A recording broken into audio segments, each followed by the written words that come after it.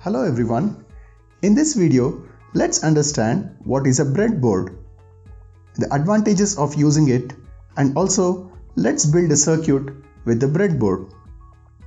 So, the first question is, what is an electronic circuit? A short answer would be, an electronic circuit is interconnection of components that forms a closed path for the current to pass through them.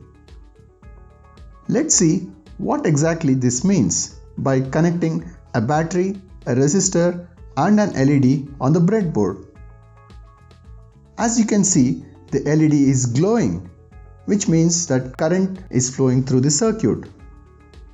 Are you wondering, without even using a single wire, how the components are connected to each other and how is the current flowing through this circuit? To understand this, let's look into how breadboard works and what's inside the breadboard. Here we have the breadboard that is provided with a kit. Observe that there are numbers from 0 to 60 and also alphabets from A to J printed on the breadboard. Also, observe that on both sides of the breadboard there are holes beside which red and blue lines are present. Let me open the breadboard and show you how these holes are connected with each other. Before we proceed further, a warning message to you all. Listen carefully. Please do not open your breadboard as it will be very difficult to put it back together. You can look at the video and understand the internal connections of the breadboard. I repeat again, please do not open your breadboards. Let's continue now. There is an adhesive on the back of the breadboard. When you want to use the breadboard in your projects, you can remove this cover and stick the breadboard so that it stays firm on your project base. Once the adhesive is completely removed, you can see that the breadboard contains metal rows, which are actually metal clips. Let me remove one of them and show you how it looks. Each metal strip contains 5 clips. These 5 clips corresponds to the 5 holes on the breadboard. So, whenever you insert a component or a wire inside a hole, one of these clips holds the component firmly so that it gives a secured connection between the components. As these clips are connected to each other through a metal strip, all these 5 holes are connected to each other. Observe, there is a break in the middle of the breadboard. This divides the breadboard into 2 halves.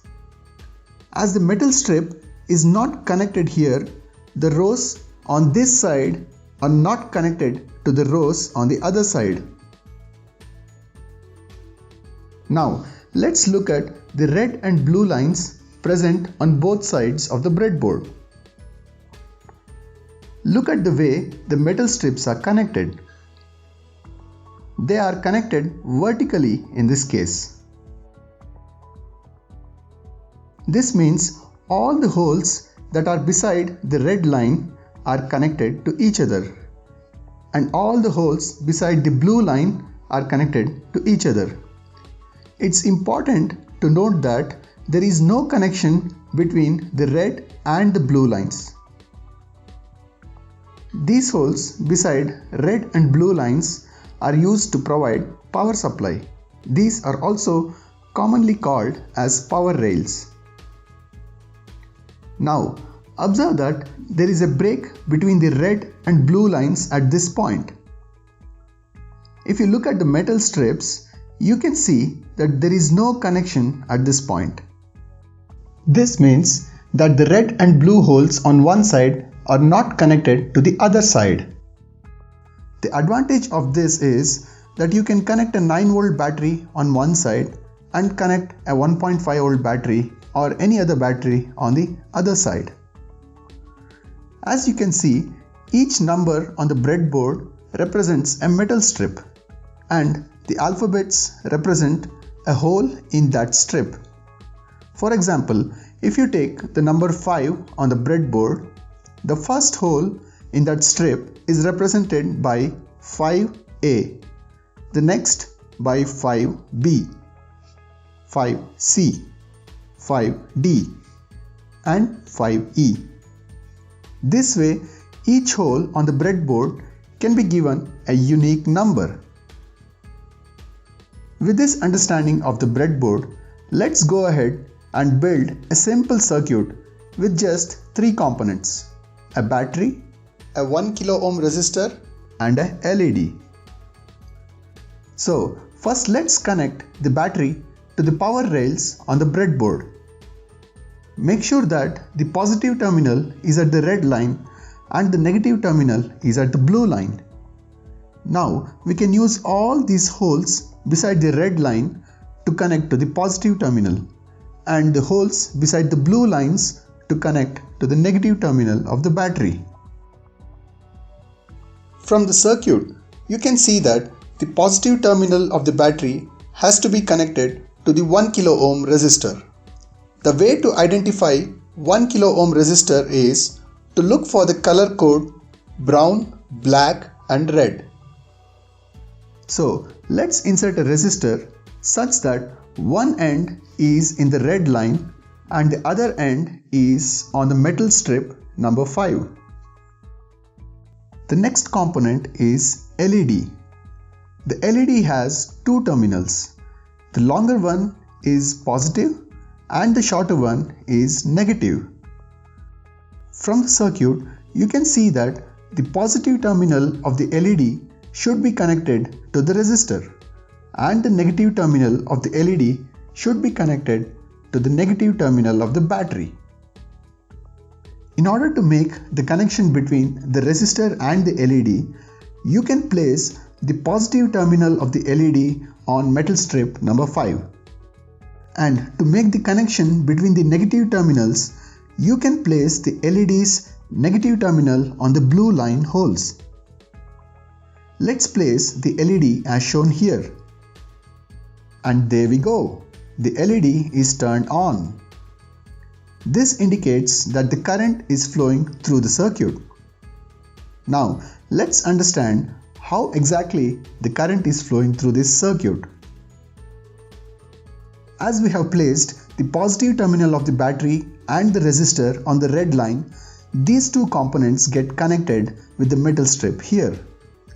The next connection is between the resistor and the positive terminal of the LED. By placing the positive terminal of the LED on the same metal strip as the resistor, which is number 5, you can connect these 2 components. And finally, by inserting the negative terminal of the LED on the blue holes, you can make the connection to the battery negative terminal. The main advantage of using breadboard is that it's very easy to insert and remove components without making a permanent connection between them. Now let's go ahead and connect the same circuit in different ways. In each case, you have to answer if the LED will be on or off before I connect the battery. Okay, now tell me, after connecting the battery, will the LED be on in this case? You can pause the video and check the component placement. Let's connect the battery and check. If your answer is LED off, then you are correct. The LED will be off because the resistor and the positive terminal of the LED are not placed on the same metal strip. So by placing the LED correctly, you can turn it on.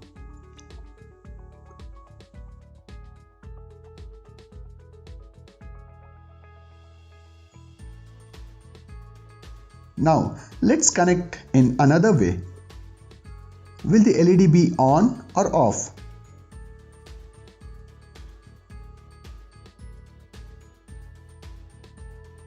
If your answer is LED off, then you are correct. Remember that there is no metal strip in the middle of the breadboard, so The metal strips on either side of the breadboard are not connected to each other. So how do you think we can make this circuit work? We can just use a wire and connect the resistor and the LED and the circuit will work. Now let's try another way. Will the LED be on or off?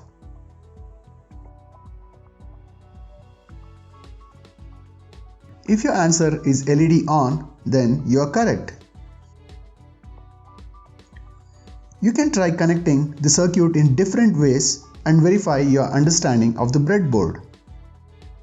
Before proceeding to the next topics, make sure that you have a good understanding about how to make connections on the breadboard, as it gives a very good foundation to build bigger circuits. This brings us to the end of the video. Thank you for watching the video.